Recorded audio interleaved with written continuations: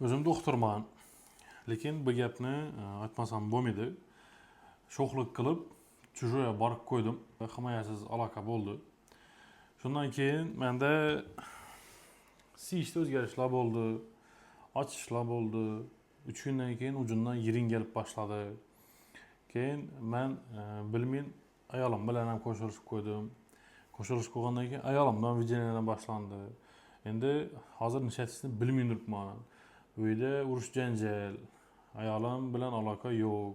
Даже turishlardan muammolar boshlandi deb yonima bir bemor gap turdi. O'zlari vrach bo'lib ham shu ishni qilib qo'yganlar. Endi yosh vrach, hali endi bitirgan, sho'xlik qilib qo'yib, endi hozir so'rashib o'tirdi. Bunday holatda sizlarga maslahatim o'zi eng birinchi navbatda bu ishni qilmaslik kerak. Qilib turib ishni hozirgi holatga tushib cho'lashib yurgandan ko'ra bu narsani qilmaysiz. Endi shuning bo'ldimi?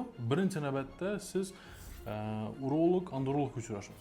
Agar buni infeksiya, qaysi infeksiyaligini aniqlab turib, topib turib lecheniya qilsa bo'ladi. Lekin ayolingizni davolamasangiz, bu yana va yana takrorlanadi. Bunday bemorlar dum ko'p. O'zi davolanadi, ayolni davolamaydi. Shuning uchun er xotin birgalikda davolanishi kerak hozirgi holatda. Agar sizda shunday muammo bo'lib turgan bo'lsa, albatta ayolingiz ginekologga, siz esa urolog, andrologga uchrashishingiz kerak. Bundan tashqari sizga gepatit B, gepatit C, SPID, sifilis kasalliklari hayotingizni balta urgan kasalliklar yukishi mumkin. Shuning uchun 4 ta 1ni qo'shib qisib yuringlar.